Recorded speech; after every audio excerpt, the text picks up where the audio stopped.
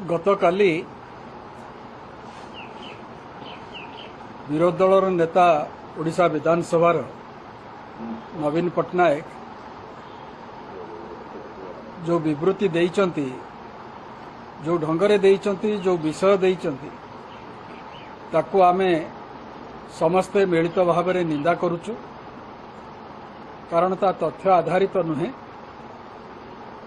एवं तांको निज समयर जो जो शासन काल रे जो प्रकार घटना मान सब घटी थिला, संभवतः से भाविचंती जे पब्लिक मेमोरी शॉर्ट एवं लोके भूली जाइचंती।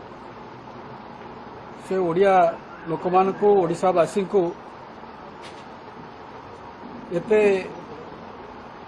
दुर्बल बोली मन करवा उचित नुहे। कारण 2015 मसीहा पाखु जदि आम हिसाब को नवा, प्रत्येक वर्ष किछि ना किछि अघटन विभिन्न प्रतिद्वंदितामूलक प्रतियोगितामूलक परीक्षा मानकरे ओडिशा रे घटी आसीछि। तार संपूर्ण चिठा आज मीडिया रे मध्य किछि परिमाण रे प्रकाश पाइछि। आमे मध्य ताकू आपनका आगे रखिबु। किंतु मु प्रथमे कहबाकू चाहूँगी जे जो भली भाव रे से कॉकरोच जनता पार्टी को समर्थन करने को आगे आसिचंती, ताहा तांकर गोटे निम्न मनोवृत्ति को परिचय दौचे। जो कॉकरोच जनता पार्टी अस्तित्व को आज किछि अन्य भाव रे इंजेक्ट करा जाउची,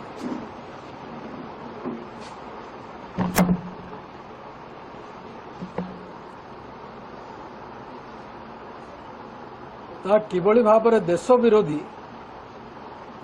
से कथा आज उणाधिके समस्ते भारतवासी जानिले। धारणा स्थल रे धारणा दबा एवं सेठी निजर मंतव्य प्रकाश करबा होची गोटिए कथा। आमर एक सफल गणतांत्रिक राष्ट्र रे जेकोसी व्यक्ति निजर मत प्रकाश करि पारिबो, से अधिकार तार अछि। किंतु जो अंचल भितर को जीवापाई बारण अच्छी, आज नुहे अनेक वर्ष धरी से बैरिकेड गोटाए पर गोटाए अतिक्रम करिकी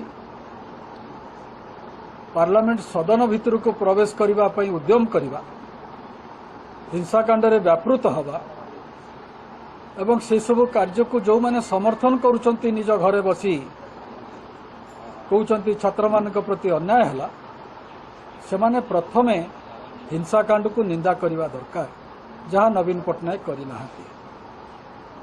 द्वितीय रे दाबी कौन, कौनसी मंत्री इस्तीफा बाहर कौनसी मंच रे दाबी कले जे सांगे सांगे ताकू कौनसी सरकार बा कौनसी मुख्य ताकू ग्रहण करिने, एक कथा केबे कोठी घटी नाही।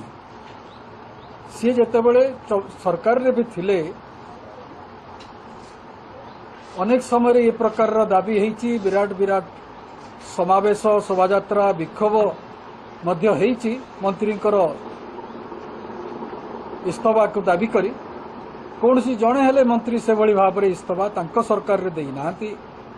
आज से जे भली भाव में कहउचंती जे शिक्षा मंत्री इस्तीफा दियंतु, सी बरं आमे खुशी होइथांतु जदि से प्रशंसा करिथांते जे भूल गोटे हैला प्रश्नपत्र लीक जरा तार संशोधन मध्य त्वरित बेगरे से कले।